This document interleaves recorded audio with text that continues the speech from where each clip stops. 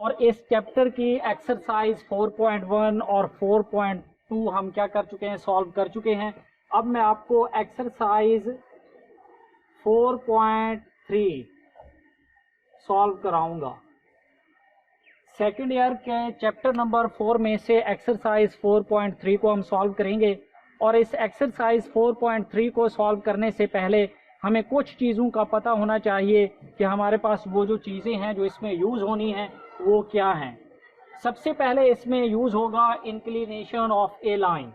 किसी भी लाइन का इंक्लिनेशन,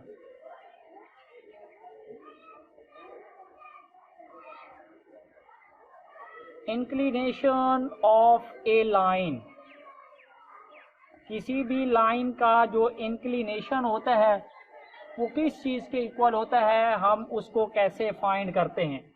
तो सबसे पहले हमें इंक्लिनेशन ऑफ ए लाइन का पता होना चाहिए। ये हमारे पास एक्स कोऑर्डिनेट और ये हमारे पास एक्स वाई प्लेन है। अगर मैं ऐसी नॉन हॉरिजॉन्टल, अब अगर देखें तो ये हमारे पास हॉरिजॉन्टल लाइन है और ये हमारे पास क्या है, वर्टिकल लाइन है।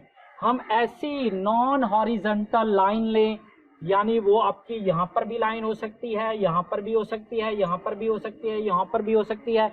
ऐसी नॉन हॉरिजॉन्टल लाइन लें जो एक्स एक्सिस के साथ एंगल अल्फा बना रही हो। ऐसी हम नॉन हॉरिजॉन्टल लाइन लें जो एक्स एक्सिस के साथ कौन सा एंगल बना रही हो, अल्फा एंगल बना रही हो। तो हम इस अल्फा को क्या कहेंगे, इस अल्फा को कहेंगे कि ये क्या है, इंक्लिनेशन ऑफ ए लाइन है। इंक्लिनेशन ऑफ ए लाइन, तो ये क्या है, हमारे पास जो अल्फा है वो क्या है, इंक्लिनेशन ऑफ ए लाइन है।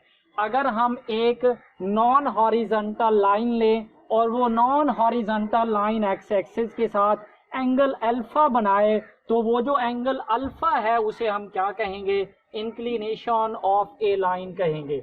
उस लाइन का क्या कहेंगे, इंक्लिनेशन कहेंगे। ये तो हो गया हमारे पास इंक्लिनेशन ऑफ ए लाइन, इसका पता होना चाहिए आपको।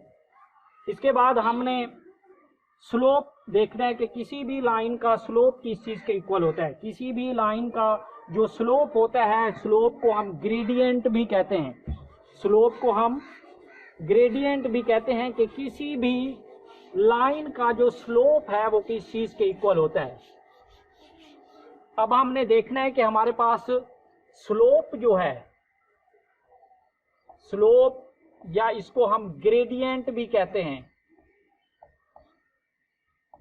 स्लोप या इसको हम ग्रेडियंट भी कहते हैं, ये किस चीज के इक्वल होता है, किसी भी लाइन का ऑफ लाइन, किसी भी लाइन का जो स्लोप होता है या ग्रेडियंट होता है वो किस चीज के इक्वल होता है। अब स्लोप हम कहते हैं एक ढिलवान सतह को। ये जो तिरछी लाइन होती है यानी ढिलवान लाइन होती है उसी को हम क्या कहते हैं, स्लोप कहते हैं। आप ये देख लें तो इसको अगर देखें, ये एक ढिलवान सतह है। जो ढिलवान सतह होती है इसको हम क्या कहते हैं, स्लोप कहते हैं। तो एक लाइन के जो स्लोप होती है वो किस चीज के इक्वल होती है, या ग्रेडियंट किस चीज के इक्वल होता है। और हमें पता है कि इस जो ढिलवान सतह है इस पर चढ़ने के लिए हमें दो डिस्टेंस तय करने पड़ते हैं। एक तो हमें ये एक्स कोऑर्डिनेट में हमें एक्स की सेंथ में डिस्टेंस तय करना पड़ता है, वो हमारे पास क्या है, एक्स है। और एक ये है कि हम ऊपर हाइट भी तय कर रहे होते हैं, ऊपर भी बुलंदी की तरफ भी जा रहे होते हैं। एक हम नीचे की तरफ जा रहे होते हैं और एक हम ऊपर की तरफ जा रहे होते हैं। यानी इस ढिलवान सतह पर हम दो डिस्टेंस तय कर रहे होते हैं, और एक एक्स भी तय कर रहे होते हैं और एक वाई भी तय कर रहे होते हैं।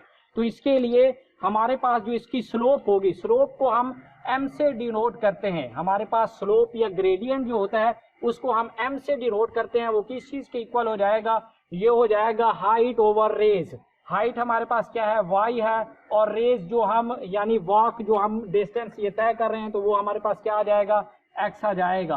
तो वाई ओवर एक्स हमारे पास किस चीज के बराबर होता है, स्लोप के बराबर होता है। और इसे हम वाई ओवर एक्स को अगर देखें तो ये आपका क्या है, परपेंडिकुलर है, और ये आपका क्या है, बेस है। तो परपेंडिकुलर ओवर बेस किस चीज के इक्वल होता है, ये tan के इक्वल होता है। तो ये क्या चीज के इक्वल होता है, tan के। अगर ये ढिलवान सतह इस एक्स एक्सिस के साथ अल्फा एंगल बना ले तो हमारे पास जो tan अल्फा होगा वो किस चीज के इक्वल हो जाएगा, y ओवर x के इक्वल हो जाएगा। सिर्फ आपने यही याद रखना है कि हमारे पास जो स्लोप या ग्रेडियंट ऑफ ए लाइन है, किसी भी लाइन का ग्रेडियंट या स्लोप जो है वो किस चीज के इक्वल होता है, वो होता है y/x के, या हम इसे कह सकते हैं कि वो tan अल्फा के इक्वल होता है। तो यानी आपका जो m होगा slope of a line, gradient of a line, वो y/x के या इक्वल होगा, या m is equal to tan alpha के इक्वल होगा। ये आपने याद रखना है। इसके बाद हम देखेंगे कि किसी भी स्लोप या gradient of a straight line joining two points, अगर उस लाइन के ऊपर हमारे पास दो पॉइंट्स हों, अगर लाइन के ऊपर हमारे पास क्या हो, दो पॉइंट्स हों, अगर कोई लाइन दो पॉइंट से मिलकर बनी हो, दो पॉइंट हो किसी भी लाइन के ऊपर, तो उस लाइन का स्लोप किस चीज के इक्वल होगा। अगर इस लाइन के ऊपर हमारे पास दो पॉइंट्स हो, एक हमारे पास P पॉइंट हो जिसे मैं x1 y1 का नाम दे देता हूं, और एक पॉइंट हमारे पास B हो जिसे मैं x2 y2 का नाम दे देता हूं, तो इस लाइन की जो स्लोप होगी, जिसके दो पॉइंट्स हैं हमारे पास, इस लाइन की स्लोप किस चीज के इक्वल होगी, ये भी आपने याद रखना है। ये किस चीज के इक्वल होती है, इस लाइन की स्लोप को भी हम m से डिनोट करते हैं, इसे भी हम m से डिनोट करते हैं। और इसके दो पॉइंट्स के दरमियान में जो स्लोप होता है, ये होता है y2 माइनस y1, और नीचे हमारे पास होता है x2 माइनस x1। जब कोई लाइन के ऊपर हमारे पास दो पॉइंट्स हों, तो वो उस लाइन की हमने अगर स्लोप फाइंड करनी हो, तो वो किस चीज के इक्वल होती है, वो होती है m is equal to y2 minus y1, और नीचे डिवाइड में होता है x2 माइनस x1। जब हमें किसी लाइन के ऊपर दो पॉइंट्स गिवन हो, तो उस लाइन की जो स्लोप होगी वो होगी y2 माइनस y1, और नीचे डिवाइड होगा x2 माइनस x1। ये आपने याद रखना है कि किसी भी लाइन का जो स्लोप होता है वो y/x के इक्वल होता है, उसे हम tan अल्फा के इक्वल भी कहते हैं। और अगर किसी लाइन के ऊपर दो पॉइंट्स हों, तो उनके दरमियान में जो हमारे पास स्लोप होगी वो किस चीज के इक्वल होगी, वो होगी y2 minus y1 over x2 minus x1। अब आगे हम देखते हैं कि हमारे पास अगर दो लाइनें पैरेलल हों, दो लाइनें किस वक्त पैरेलल होती हैं और परपेंडिकुलर होती हैं, दो लाइनें किस वक्त पैरेलल होती हैं और परपेंडिकुलर होती हैं। आगे हम देखेंगे कि हमारे पास लाइनें कब परपेंडिकुलर होती हैं और कब पैरेलल होती हैं। अब ये हमने चेक करना है कि दो लाइनें कब परपेंडिकुलर होती हैं और कब हमारे पास पैरेलल होती हैं।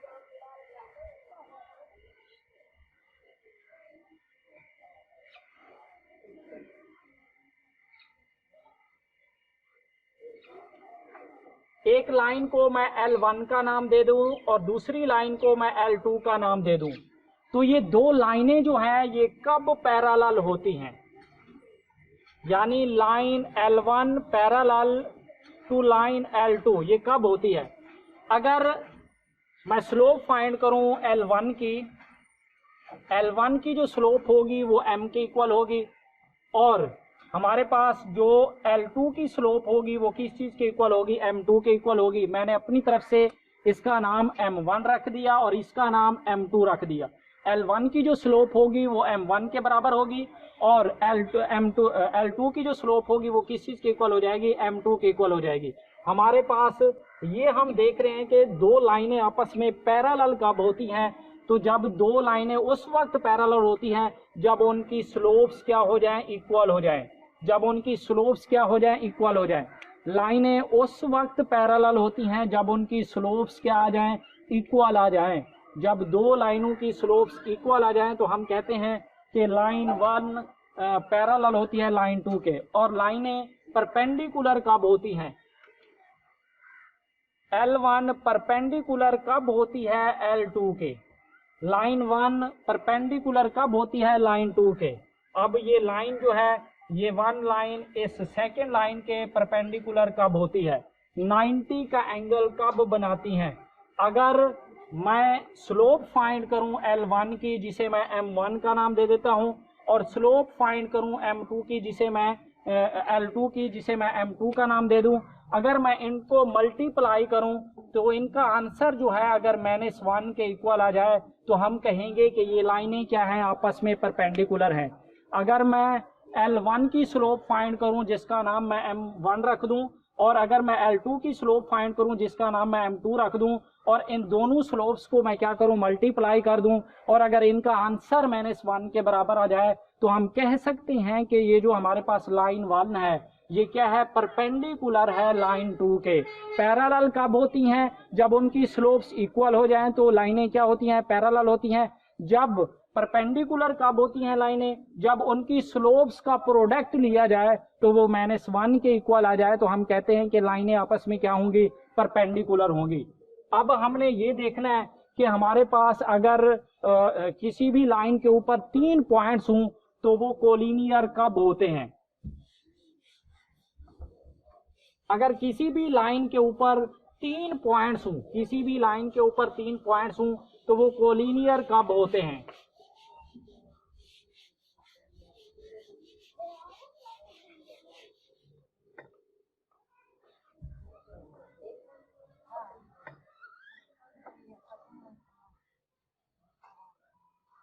देखें जी, मैंने एक लाइन ले ली है, इस लाइन के ऊपर मैंने 3 पॉइंट्स ले लिए हैं।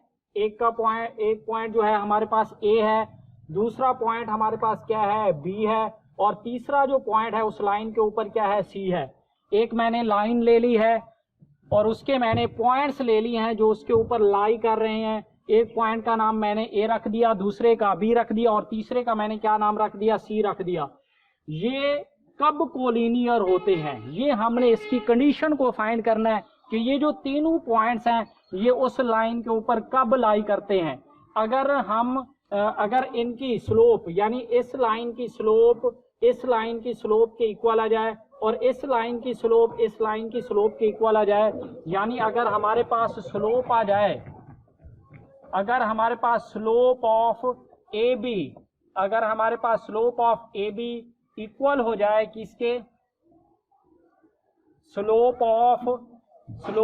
ऑफ BC, और ये इक्वल हो जाए किसके, स्लोप ऑफ AC। अगर ये तीनों पॉइंट्स की स्लोप क्या हो जाए, इक्वल हो जाए, तो हम ये कह सकते हैं कि ये जो हमारे पास पॉइंट्स हैं ये उस लाइन के ऊपर क्या है, कोलिनियर है, इस लाइन के ऊपर लाई कर रहे हैं। यानी स्लोप ऑफ AB, इस लाइन की मैं अगर स्लोप फाइंड करूं और स्लोप ऑफ BC मैं इस लाइन की स्लोप फाइंड करूं, वो भी इक्वल आ जाए, और मैं स्लोप फाइंड करूं AC की, ये तीनों स्लोपें इक्वल आ जाए, तो हम कह सकते हैं कि ये जो तीनों पॉइंट्स हैं ये क्या है, उस लाइन के ऊपर लाई कर रहे हैं। ये आपने याद रखना है कि किसी भी पॉइंट्स के कोलिनियर के लिए जरूरी है कि उनकी जो दरमियान में स्लोप्स है वो क्या है, इक्वल होनी चाहिए।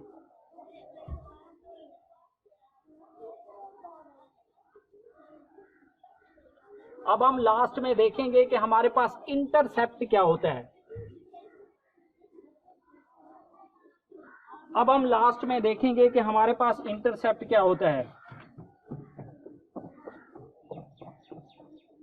देखिए स्टूडेंट्स, इंटरसेप्ट के बारे में हम पढ़ रहे हैं कि हमारे पास इंटरसेप्ट क्या होता है। इसको समझने की जरूरत है क्योंकि हम आगे जो हमारे पास इसकी फॉर्म है, तो स्लोप इंटरसेप्ट फॉर्म और बाकी इसकी जो फॉर्म है उसमें हम इंटरसेप्ट का यूज करेंगे। तो हम देखेंगे हमारे पास इंटरसेप्ट क्या होता है।